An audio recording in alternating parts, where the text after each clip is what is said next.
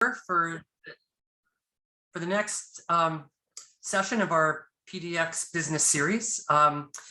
I wanted to just, on behalf of the MJCC, thank you for attending and let you know that we're continuing to expand the programs and services that we're offering to the community. And most recently, we've added vacation camps for the winter break. We hope that families will take advantage of that offering, along with some expansion of our after-school programs that we've been able to put into place this fall. I do want to mention, because several of the panelists on our program today are elected officials or campaigning for office, that as a 501c3, the MJCC does not endorse any candidates at any time. When we're selecting panels for programs like this, we look for individuals who are knowledgeable about the subject that we want to discuss. But our selection of any particular individual is not intended to be any kind of an endorsement. So with that, I want to thank you all once again for joining us, and I'm going to hand things over to the MJCC's board president, Jason Zidell. Hi, everybody. I'm Jason Zidell. I am the president of the MJCC Board of Directors and also a longtime MJCC member. And I would like to thank our sponsors today. Our presenting sponsor, Jeff Reingold and Income Property Management, for their support of the PDX business series. And thanks to our series sponsor, Richard Barker, Wealth Management Advisor for Merrill Lynch, Barry and Carla Benson, First Republic Bank, Robin and Eric Flam, Gewurz Menashe, Jonathan Singer of Barg Singer PC, the Jerry and Helen Stern Grandchildren's Fund of OJCF, and Turner Construction Company. It's now my pleasure to introduce my successor, Danelle Romain, to be our moderator. Danelle currently serves as president-elect on the boards of both the MJCC and PJA. She is an attorney in private practice specializing in government relations at Romain Fries LLC. Danelle is a Portland native and a former MJCC camper and summer camp counselor. She is married to Artie Sims, and they have 2 children at PJA. Danelle? Thank you, Jason. Welcome, everybody. I'm really excited to kick off our discussion today. I want to start by saying that there's just so much to love about downtown Portland. My family was just downtown last weekend eating at one of our favorites, Mother's Restaurant, and downtown looks pretty good. Clearly, our state and regional economies and many Oregon families depend upon a vibrant and robust downtown. But recently, there's a narrative about Portland really questioning if we're headed in the right direction, and that's what we're going to talk about today. Here with us are 3 individuals with strong opinions about Portland and what's needed in our community playbook to address crises such as housing and homelessness, garbage cleanup and graffiti, police reform and public safety, and the form of our city government. I want to welcome our panelists with a short introduction of each one. Commissioner Mingus took office in January 2021. He's the commissioner in charge of the Water Bureau, Bureau of Environmental Service, the Bureau of Emergency Communications, and he's also the liaison to Travel Portland and the Visitors Development Fund and the Fair and Moral Claims Board. Commissioner and Dr. Sharon Meieran serves as the Multnomah County Commissioner and was sworn into her 2nd term in January of 2021 as the representative of Multnomah County's 1st District. Sharon practices emergency medicine in the Portland area and has used her experience on the front lines caring for those in crisis to inform her policy and advocacy work in mental health care, substance abuse prevention, police use of force, coordination of services for the most vulnerable, and reproductive health care, equity, and justice. And Vadim Mozyrsky works as an administrative law judge in the field of disability law and has spent his life advocating on behalf of underserved communities with a focus on immigration and refugee populations and issues of disability rights. Mozyrsky, a Jewish refugee from Kiev, Ukraine, fled anti-Semitism, arriving in the United States in 1979. His family's personal struggles and experiences have influenced his career and community activism. Let's now hear from our panelists, starting with Commissioner Meieran. And I want to welcome the audience to please put your questions in the chat, and we will get to audience questions after each of the panelists has an opportunity to speak. So welcome, Commissioner. Thank you so much for being here. And I'm going to let you do a self-introduction, and then I'm going to pose this question to you for your answer, which is that there is a feeling that our local governments haven't shown enough leadership on the issue of homelessness. Is that criticism fair? And with all the money available to solve this problem, should we have more to show for it? Thank you. Thank you so much, Danelle. And it's really great to be here. Yeah, I'm Sharon Meieran, and I represent Multnomah County District 1, which is all of the county west of the Willamette River and inner east side out to inner southeast out to Cesar Chavez. And I also am a proud member of MJCC, just going to put that out there. And I just so appreciate you're just starting out of the block with that question. And, you know, the key issues that we're facing, that I feel we're facing in our community probably will not come as a surprise to anyone attending this forum or watching it. Every day, you may witness some form of inhumanity that is happening in our community. And whether it's happening at that individual level or outside your home, your business, wherever that may be. And we're seeing human beings living outside amidst garbage on our streets. We're witnessing people experiencing mental health crises who are taken to jails instead of treatment. We are seeing acts of violence which are devastating our neighborhoods. And this impacts all of us all the time. And so, you know, the things that I think are the biggest issues are homelessness and housing, behavioral health, which is the combination of mental health issues and substance use disorder or addiction, increasing violence and public safety issues, and then the overarching concern is public health. So it ranges from COVID, how we are dealing with the pandemic that still does exist, and how we are planning for recovery. And all of these intersect. And that's, you know, that's the work we do at the county. It's the work that I've been engaged in as an emergency physician, where I see all those systems pieces come together, and those all intersect. In terms of the question of a feeling of whether the city and county have shown enough leadership on homelessness and whether that's a fair criticism, I would say it is absolutely a fair criticism. And with all the money available, why don't we have more to show for it? I think that's a fair criticism as well. I think what the problems that have led to some of this are that no one has defined clearly the outcomes that we want to see in our community, what we want to see happening on our streets. And without defining where we want to go, we can't delineate the path to get us there. And no one has communicated. I don't know if anyone's devised it, but they sure have not communicated it effectively to me, to the public.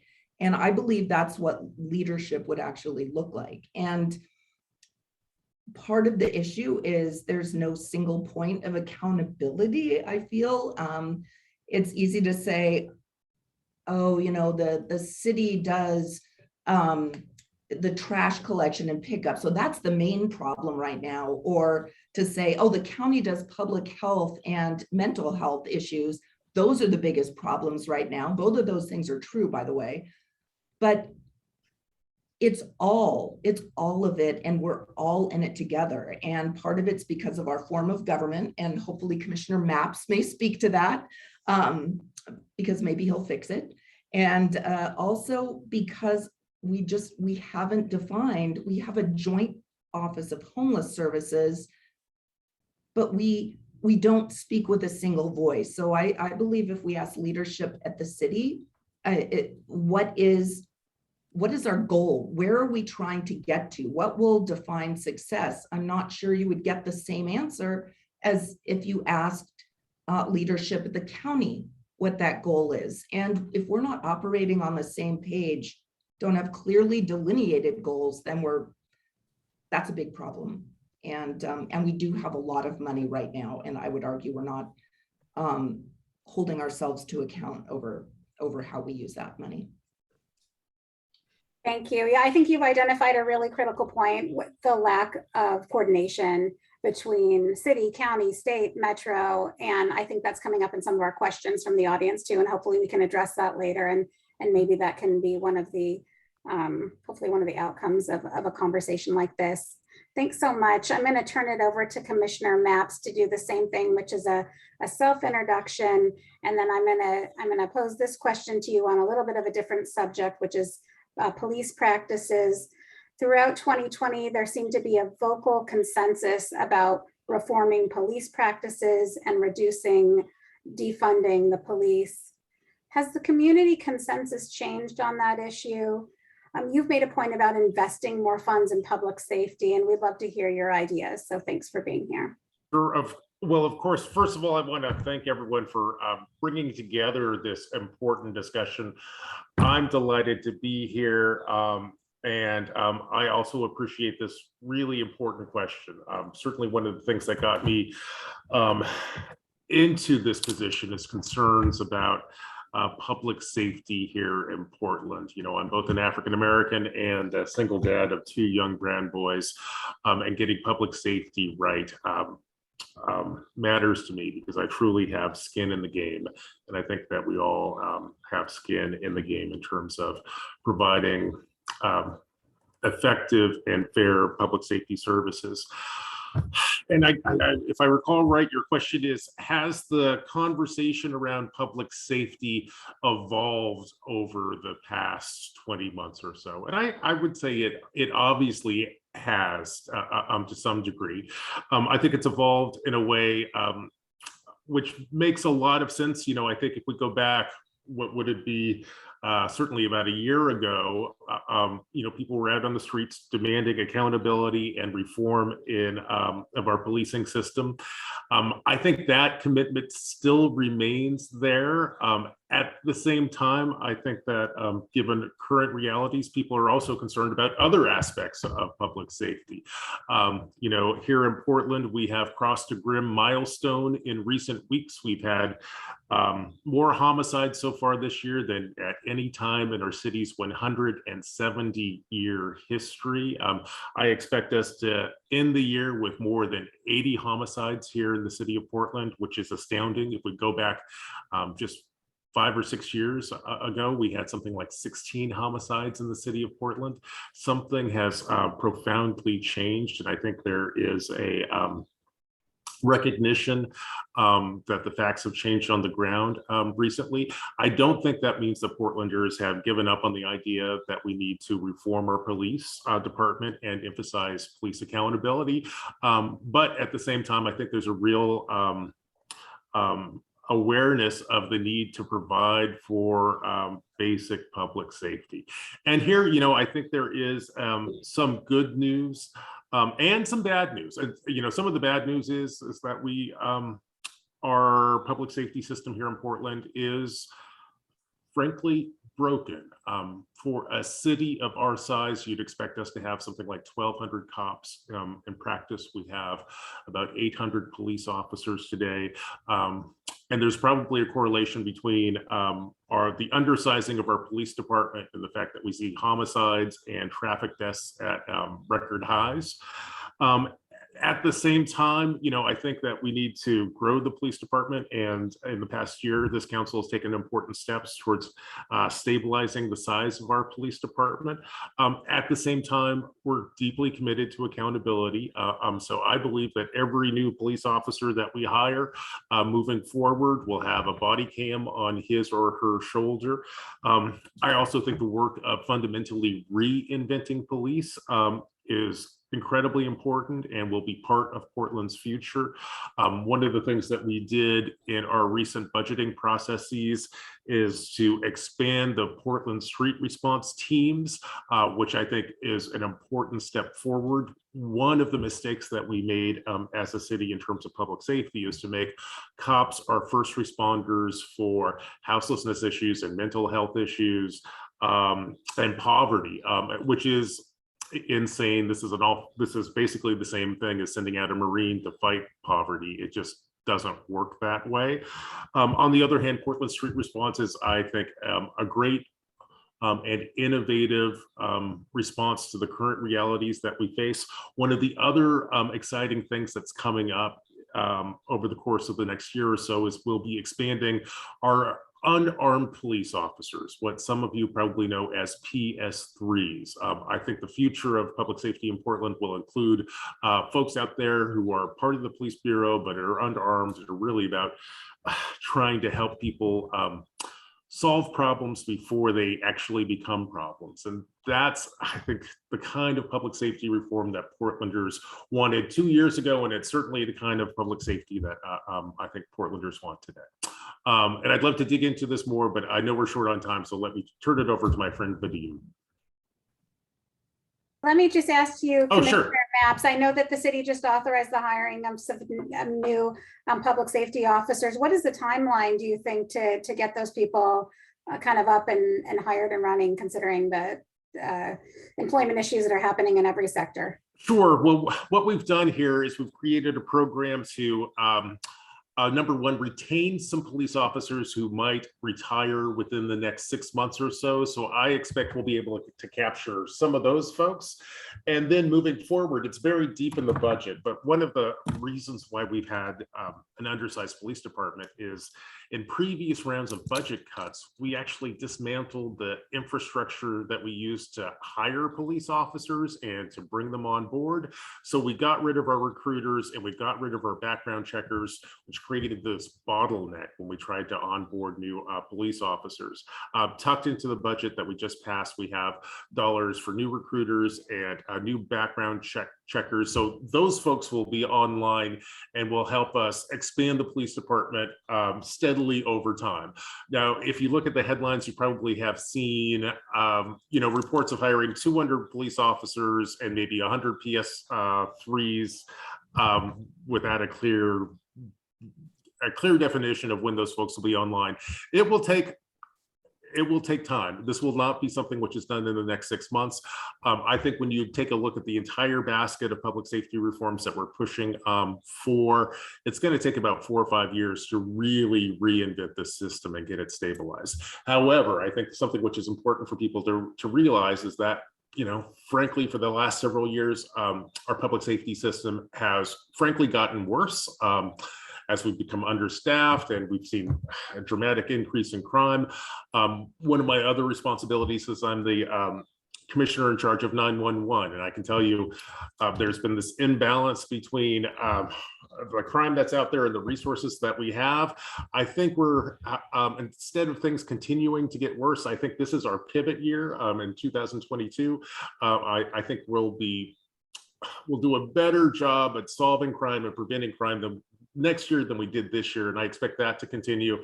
And by the time we get to about 5 years out, I think that we will have implemented body cams. We will have grown our police department to a significant degree. We'll have PS3 citywide, or we'll have both PS3 and Portland Street Response operating citywide, which will make a big difference in terms of the how livability and public safety feels here in the city. Thank you so much, Commissioner Mapps. And I think to both you and Commissioner Meieran, we will get back to the issues of homelessness and public safety when we open it up to audience questions. And I want to turn it over now to Vadim.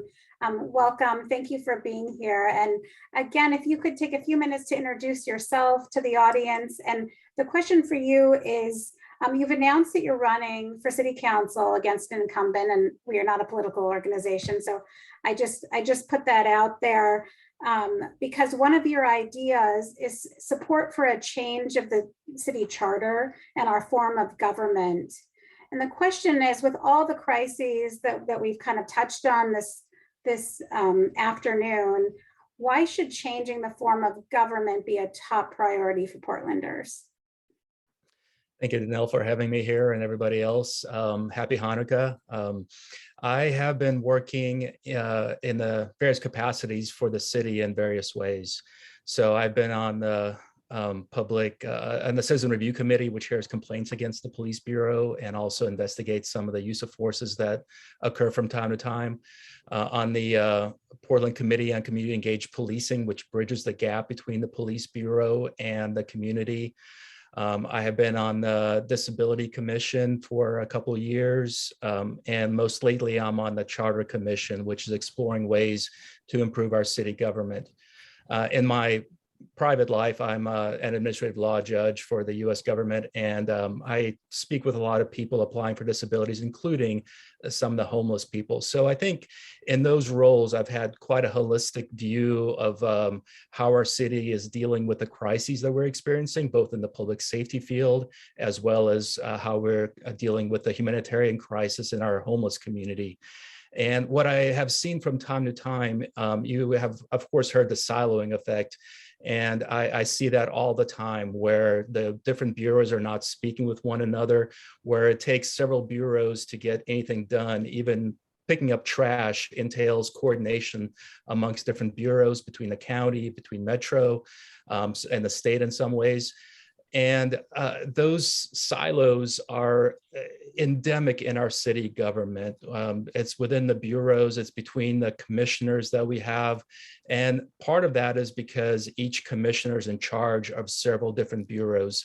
So they're not only acting in their legislative capacity, setting policies and long-term goals for the city, but also in an executive capacity. They're CEOs of various different corporations, and some of these corporations are huge, and resources are stretched thin. A lot of the problems that we're seeing right now in Portland, I believe, are directly a result of our form of government. We have 5 mayors, not 4 city council people and us mayor. We have 5 individuals, all with a lot of authority, and if they're all on board, everything functions well. But if there's a breakdown in the way that they're working together and the communication and their planning, then we see what's happening right now, where we have a breakdown in our public safety net, where we have a breakdown in the way we're dealing with our homeless crisis that we're experiencing. And we need to fix that. We need to improve it so that we have a long-term vision, so that our elected government is more responsive to the community. So perhaps that they're elected from the areas in which they live and people know whom to go to when they have problems. And also making sure that there's someone there, whether it be what's called a strong mayor or a city manager, someone that has a long-term plan and is working day in and day out on that long-term plan while our elected officials are setting the policies. I think that's very important in solving the crisis that we have, so that the elected officials we have spend their time being responsive to the people rather than running individual bureaus and sort of being the CEO of a bunch of different corporations. I think that's not the best course for our city. Thank you. And one interesting question that just came into the chat, I'm trying to follow this as people rapidly fire these questions out here, is, and I think this is maybe appropriate for you, Vadim, to answer, is what about the idea of incorporating Metro into the city council? Do we need Metro out there as a separate entity still? You know, it's very interesting. Metro and the county, I know the county has been speaking about perhaps incorporating the sheriff's office and Portland Police together in one unit. There's various ways to take a look at it. The issues that I'm seeing a lot is that people don't understand the various overlap in authority and duties between Metro, the county, and the city.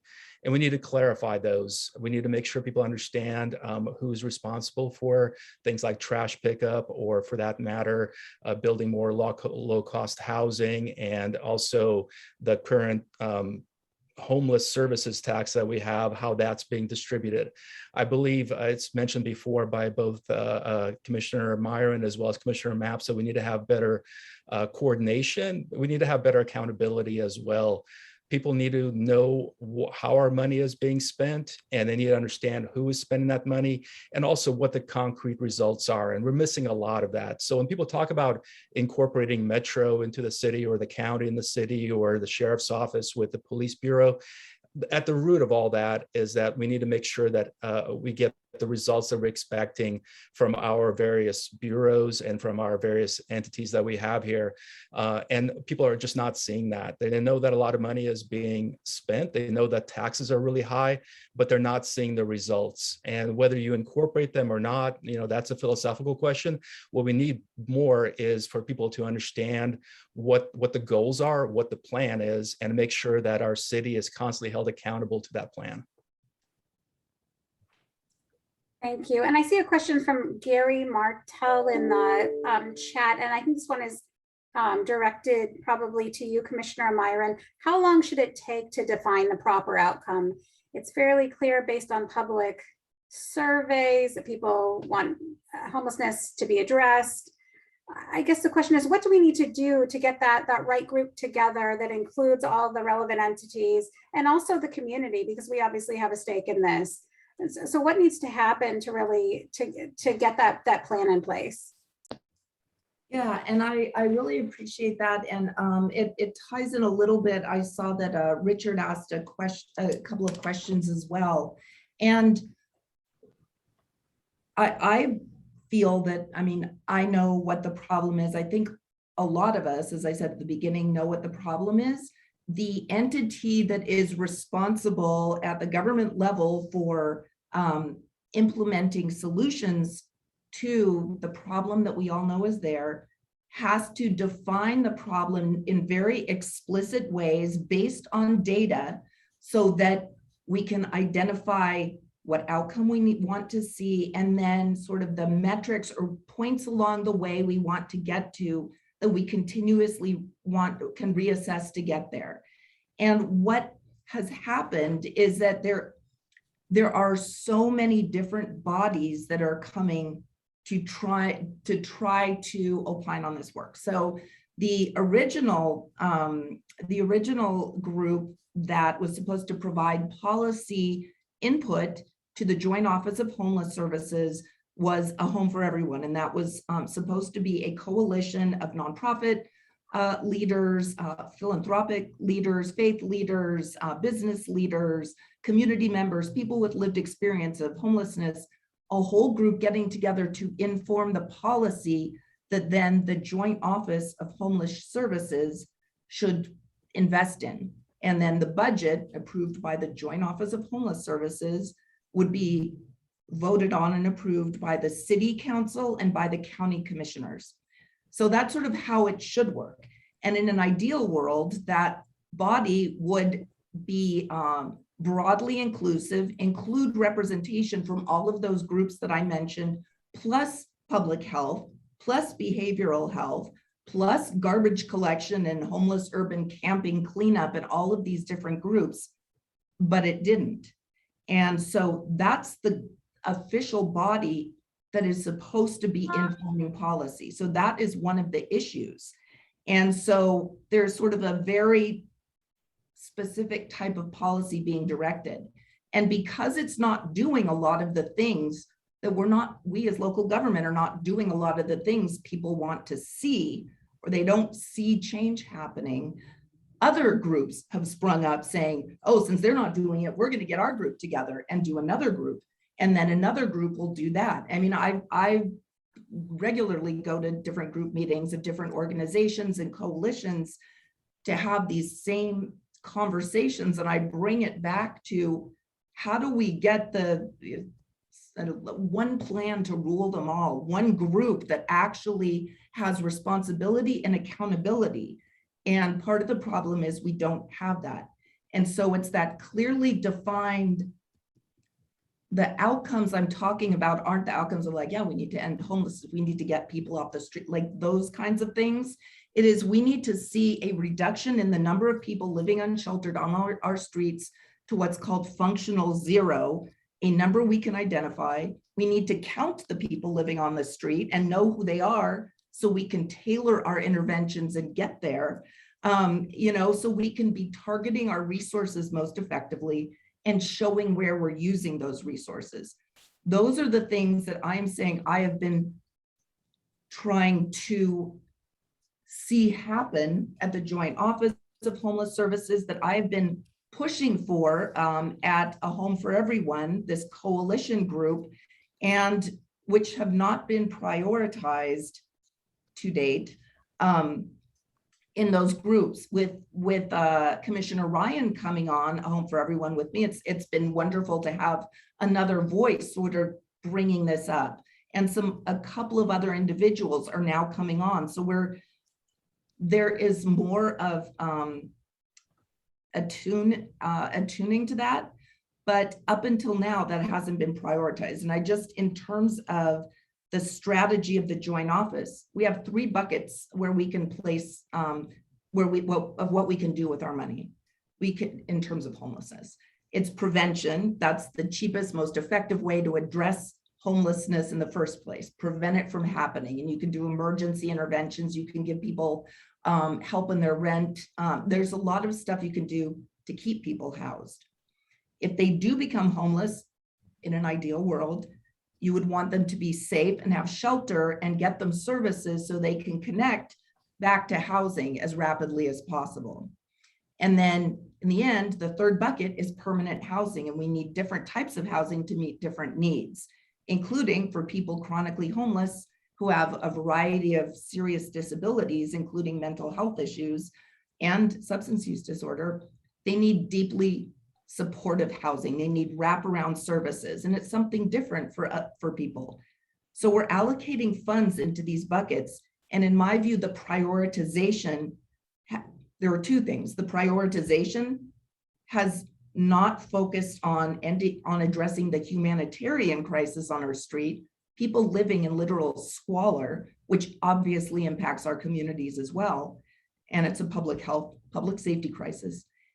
And not only have we not prioritized this at all, I don't think that we are necessarily spending the resources we have most effectively. And those are things I do raise in these forums, noting that I am one of 5 county commissioners, one of a group of about 60 people sitting on some of these boards, that I can raise the voice, raise these issues, and we need others to be helping with that, to tell the story.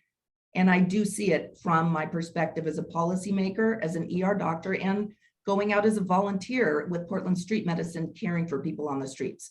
So it's important. These are all important. I'll stop there, but I really appreciate these questions. Thank you so much, Commissioner. And I agree with you. There's so many different factions right now giving their opinion on what should happen. And it is going to take the work of our leaders and our elected officials to bring all these groups together, because in many ways, these are productive to get all these ideas out there, but someone's going to have to figure out a way to unite people under, because it does seem like there is a common goal of making Portland better. And so if we can focus on that and get people together, along with the community and us doing our part. There are a lot of questions on kind of just the visibility of these issues, and does Portland have a city manager, was a question, to deal with issues like the plywood and just the visibility of homelessness and graffiti and cleanup, and could somebody on the panel, whoever wants to take that, speak to that, or just the visibility of this issue and whether that's being addressed? Well, if I may, if I can jump in here, Mingus Maps here. I'd like to tag some comments or add some comments to Commissioner Meieran's observations on when we should set priorities, and then let me dig into some of the questions in the chat. First, I want to say I agree with everything that Commissioner Meieran said about setting priorities, and I think the original question is when you should set priorities, and I would argue that the time to set priorities for Portland is right now, especially for those of us who are elected officials and frankly heading into the next budget cycle. And I'll tell you, I think I had my last budget meeting for this year about 2 weeks ago, and we're already having planning meetings for next year's budget. And here's how I approach this job, especially the budgeting part of this job. I begin with a set of goals that I want to see accomplished over the course of the next 12 months. And then as proposals come in as part of the budget process, I'm basically shopping for proposals that will bring us closer to those goals. Now, for example, some of you who follow the headlines have probably heard me call for a reduction in the number of homicides we see in Portland next year by 20%. I think that we have the resources out there to be able to accomplish that. So that's one goal I'm pushing for. Some of you have also probably heard me say that over the course of the next year, I'd like to see 1,000 fewer people sleeping on the streets. And I think that we have the resources to accomplish that goal. And the other goal that I have explicitly stated and I will be looking for as part of this next round of budgeting is I want to deal with livability, trash, graffiti, and get that stuff picked up within the next 6 months, so that by the time we get to the summer, Portland will not be completely pristine, but I want to see us back to a level of livability that at least where we were at pre-pandemic. And there were problems before the pandemic, but let's at least after 20 months of basically neglecting city maintenance, let's get on top of that. And I think that it's important to set those kind of goals because number one, if we focus in on a few objectives, I think we can actually accomplish them. And those objectives I just listed, reducing homicides by 20%, getting 1,000 people off the sidewalks, and picking up the litter and graffiti. These are all things that can be done. I see someone also, so that's the previous question. Let's move forward to some of the visibility issues. Let's see, I'm trying to phrase this. Someone asked a question about plywoods on windows. We actually have passed an ordinance on this in City Council a couple of months ago. One of the concerns was, I think one of the reasons why downtown in particular is struggling is that it looks uninviting. I was just down there doing my small business Saturday shopping this past weekend, and there's still a lot of boards up and it seems uninviting. You have to kind of be a little bit proactive to figure out who's still in business there. I can't remember the exact date. I remember in terms of when the boards will come down, I believe we gave business owners about another 6 months to get this done. I wanted the boards down earlier. And actually the hang up there was, we might recall many of those boards have murals and artwork on it. And I think the good folks over at RAC actually wanted an opportunity to archive some of that stuff. So they got an extension on that. Although I personally believe that it's time for the boards to come down. And in terms of the general visibility of problems that we see, especially downtown, first, I would point out that I think it's much better today than it was a year ago. And the other thing that I would share is that given the investments that the city and the county and nonprofits have made, I really expect Portland and downtown in particular to look very different and much better over the course of this next year. I really do believe that we are going to get on top of the graffiti and litter problems. We will have more police officers patrolling that area, keeping it safer. We are starting to see people come back downtown, and frankly, almost as much as police officers, just having people re-engage with downtown, I think will be a virtuous circle. This will be true both as the city and county employees go back to their offices, which we're going to be doing in a matter of weeks right now. So these are all important changes. It took us a while to get into this hole, and it's going to take a while for us to get out. But I think that we have stopped digging the hole at this point, and we're actually beginning to climb out and make progress. I think 2022 is going to be a really exciting, vibrant year for all of Portland, but for downtown in particular. Thank you, Commissioner Maps. And there was a question in the chat, well, who pays for the broken windows if all that plywood comes down and then a small business has a window broken? I mean, that's obviously been a real issue over the course of the past couple of years. And I think the addition to that one is, do you feel like you have enough support from the district attorney in enforcement here so that we don't have the same repeat offenders doing this downtown? Sure. The city, Portland City Council has set up a fund over at Prosper Portland. So if you're a downtown business and you one of your windows gets broken, you can go to Prosper Portland to get some financial aid to replace those windows. And what was the second part of the question? I'm sorry. Enforcement via law enforcement and the DA and prosecution.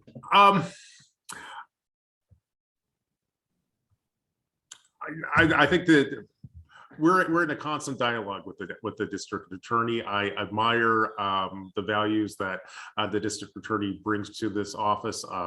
I think the district attorney is also a dynamic and smart guy. You know, I think he's been in the office for a little more than a year now, and I certainly have seen his administration evolve and become more aggressive around prosecuting crimes. You know, and if you point out an interesting dynamic, especially let's say around policing and protest, is as we went through the year 2021, you know, maybe early in the year, we might have had a lot of arrests, but no prosecutions. As we got deeper in the year, we had far fewer arrests, but more prosecutions from the district attorney's office. You know, that's a sign that actually the different elements of our public safety system have figured out how to work together better, and I think actually provide better service to the people of Portland. And there was one more kind of related question about graffiti removal, and I'm curious if anybody has any creative ideas on this topic. What is a more permanent solution to graffiti removal so it just doesn't come back up the night after it gets taken down? If I can take this, I think graffiti removal is another indication of the breakdown in our government, and that we have like different bureaus that have responsibility for that. And we're also getting new graffiti contractors at a time when we needed experience more than we needed new contractors in there. But really the root issue that a lot of us are dancing around here is that we need to enforce the laws. We used to have a police investigative unit that would look into graffiti and who was causing it. We don't have that anymore. Our police are stretched thin. Those resources are going elsewhere. The individuals are not being investigated that are doing this, and our laws against graffiti are not being enforced. And no matter where you look right now in Portland, that is a root cause of a lot of the issues that people are suffering from. And so we need to examine, once again, with our DA partners, with the county, with our police, with the sheriffs, what do we want our public safety net to do here in Portland? Are there laws that we want enforced and others not? Do we want everybody treated equally under the law or not? Those are things that we need to have a discussion about. But the reason that we're seeing some of the problems that we're seeing right now is because, you know, honestly, people can break windows without any repercussions, or graffiti without any repercussions. If we just paint over it and expect there to be a different outcome, we're not going to see that. It's just going to be more graffiti. So I think, one, we need to make sure that we actually enforce the laws that we have there in order to protect the people that live in Portland, in order to make sure that people want to come to Portland again, and it's a beautiful city. And then two, look at the long-term view. What has brought us here has been a multi-year journey into re-examining the fabric of what we believe should be illegal and not, what should be a jailable offense or not, what should be a prosecutable offense or not, or arrestable offense or not. And if that has led us to a place where we're comfortable, then so be it. But if it's leading us to a place where we're getting undesired results, maybe we should examine how we're going about these things and try to find a different path. Thank you. And I think that brings up a question that's in the chat about cohesiveness amongst both the county and city elected officials.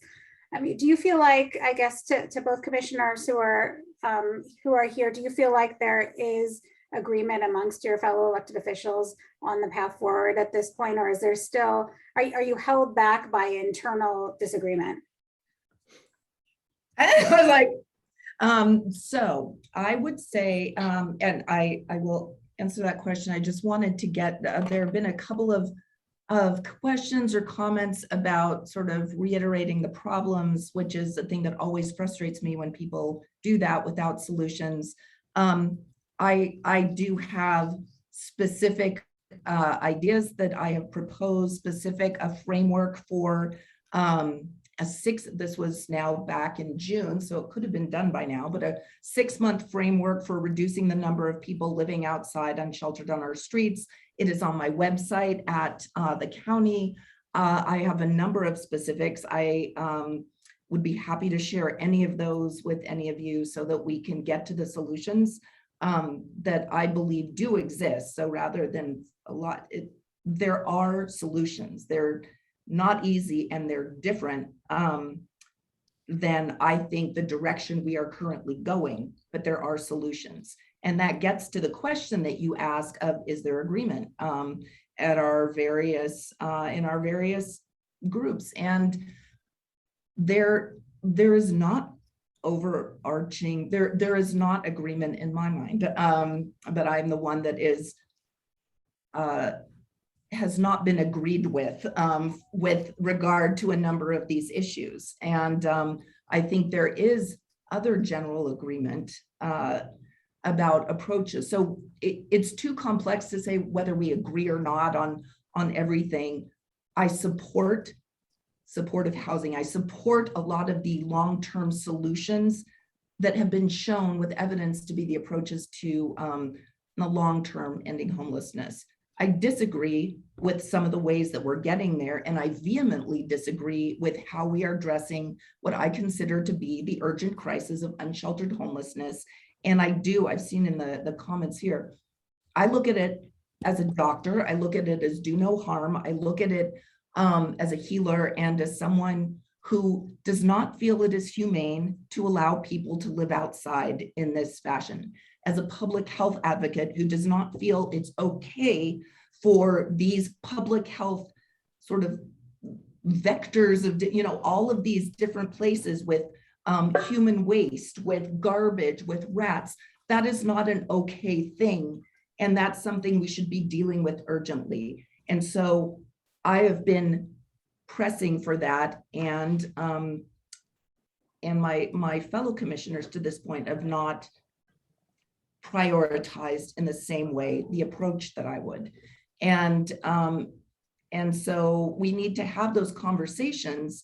And I feel that we need to have those conversations through open dialogue and have them very, very openly, so that the public understands where we are coming from and can engage, because the public's voice is extremely important, and we all have the roles we can play and ways we can do things. And in terms of relationships with the city, I think that individual commissioners I can only speak for myself. I have wonderful relationships with Commissioner Maps, with Commissioner Wright, with the city commissioners individually. And so, I think there is some general alignment and agreement, but we need to be doing things. I don't know, I'll stop there. And let's see, I think the question, to go back to the original question, which is how much consensus is there on Portland City Council? And I would say there's a significant amount of consensus. If you take a look at our votes on different ordinances, by far the most common vote is 5-0. At the same time, there are plenty of 4-1 votes, and I've been both the 1 and I've been in both the 4. And it never feels good to be sort of to have your colleagues disagree with you. But even when my colleagues disagree with me, I don't think that it's because they fundamentally disagree with the values or the goals we're trying to achieve.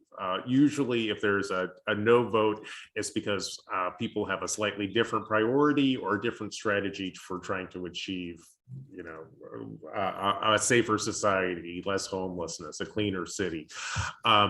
So, you know, that's that dynamic. And frankly, if you have a council that votes 5-0 all the time, you probably should have a more diverse council, because I certainly learn an awful lot by the dialogues and exchanges I have with my colleagues. I learn stuff every day. I try to be really open-minded if there's a better way to do it. I try to hold myself accountable for embracing that. So I think that we have some healthy tensions on Portland City Council, which make the city better. Thank you. And really, in the interest of time here, I'd like to give each of you just a few minutes to kind of close on what you've said. There's so many more questions in the chat, which I'm sure you see. I think one of them that hopefully you can address is, how can we get involved? How can people contact you? What can community members do to do their part here to work towards a solution? So Vadim, I'm going to just start with you, and then we'll just go around here with some kind of closing statements. So thank you very much. In the last few months, I've spoken with hundreds of individuals, and a lot of them raise very similar issues to the ones that are being raised here. Why is the trash so hard to pick up? Why is the crime rampant, and why is no one doing anything about it? And why do we have people living and dying in our streets despite all the taxes that we're paying for housing and for services for our homeless community members? What I can say to that is, on the bright side, so many people want to help out. As the people asking here in this room, they want to contribute. They just want to see that there's a plan from our city and our county as to what they need to do. And as Commissioner Meieran has pointed out, there's been some divergence as to what that plan is. We need people to be in our government that are willing to work along different lines and work with our county, work with the city, and work with Metro in order to get things done. What I'm seeing a lot is people contributing to cleanup efforts like Solve. I know in the Pearl, there's people that are constantly cleaning up graffiti. Every week, there's groups that are out there. In downtown, there's individuals that are patrolling their own streets in order to make sure that the crime is being addressed by there actually being boots on the ground and people walking around.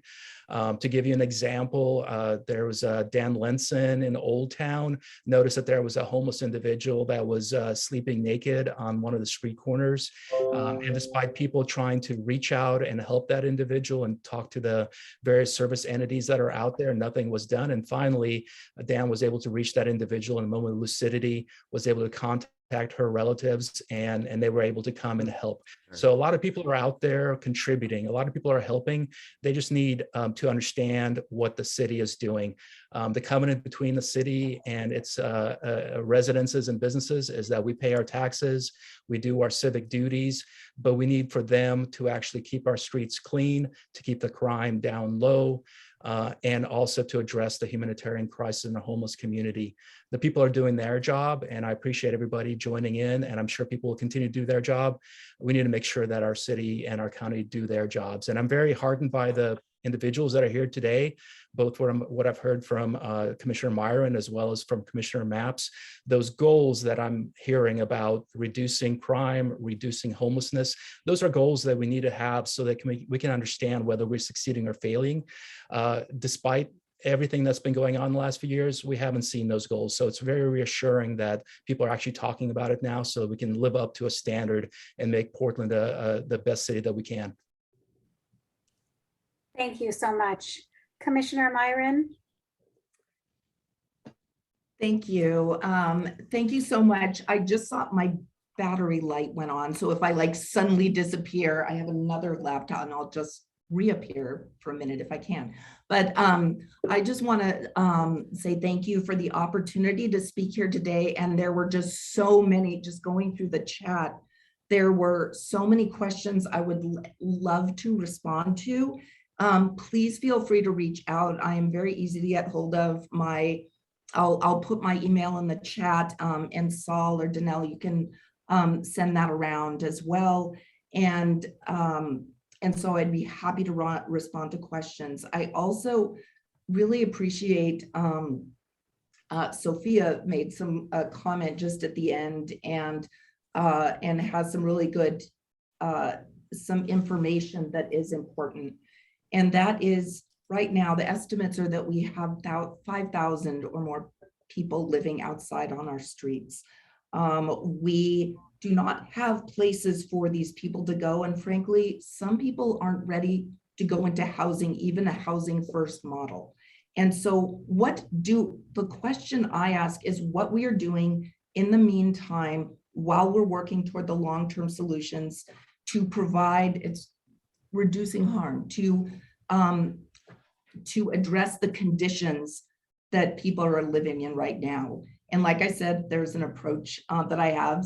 There's a little part that's safe rest village type approaches. There's much bigger, it's a bigger approach though. And we have to do this holistically and together with the understanding and buy-in and communication to those in the community so that we can get this work done. And so I'm always open to hearing more. I do have the ideas, I do have the specifics. I can always learn as well. So, and particularly from, you know, my colleague Mingus Maps and Vadim, hearing such wonderful things from you. So yeah, just appreciated this, and please reach out. And I know we're short on time, so I'll make this quick. I just want to thank everyone who organized today's event. I want to thank my colleagues, Vadim and Commissioner Meieran, for this conversation.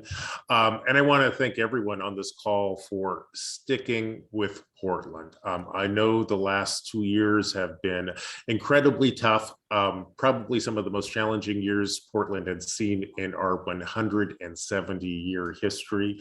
But I also want you to know this, what I see from my perspective as a member of Portland City Council. There's a lot of reason for optimism. I truly believe that next year is going to be a pivotal and transformative year. I expect us to make significant progress on public safety, houselessness, and livability issues. I think the last part of the question for us to close out on is what can you do to help? I encourage you to remain engaged with the city, remain engaged in discussions like this. I'll also point out that we are entering election seasons. There will be some significant elections on both the county side and the city side. Please research candidates there and choose wisely. I will also point out that I believe in November 2022, charter reform will be on the ballot. So for those people who have asked questions about our form of government and the need to change our form of government, we will have an opportunity to get that right within the next year. I'd love to come back and talk to this group again sometime early in the new year to talk about charter reform, because I think in addition to electing the right candidates, reforming our charter is some of the most significant things that we can do to get Portland back on track. And with that, I see we're out of time. Thank you so much to all of our panelists. This is not an easy subject to talk about. We really appreciate you being here. I'll just say that the Jewish community has been a very long time and critical supporter of the Portland Central City. And I hope I speak for everybody on this Zoom and saying we're ready to do our part to bring Portland back. So thanks for being here. And Saul, it looks like you want to say something. So I'll jump on. I want to thank our panelists again. I want to thank Commissioner Maps. I want to thank Commissioner Meieran. I want to thank Vadim. Danelle, thank you for your moderating. You did a great job. I want to thank our sponsors. I want to thank our presenting sponsor, Jeff Reingold and Income Property Management, who are in their 47th year for their presenting sponsorship of the series. I want to thank Richard Barker, Wealth Management Advisor from Merrill Lynch, Barry and Carla Benson, First Republic Bank, Robin and Eric Flam, Gewurz Menashe, Jonathan Singer of Barg Singer PC, the Jerry and Helen Stern Grandchildren's Fund of OJCF, and Turner Construction Company. Our next Zoom will be Wednesday, January 12th. Cybersecurity, what can be done for your home and business, with Tracy Esteve, Isaac Rosfeld Katz, Sam Harwin, and Supriya Shanbahag. And I want to wish everyone a happy Hanukkah and a happy Giving Tuesday. And make sure you follow up with the with everyone on this panel. And we're grateful you're here. Happy Hanukkah, Happy New Year. Happy Hanukkah, Happy New Year. Okay.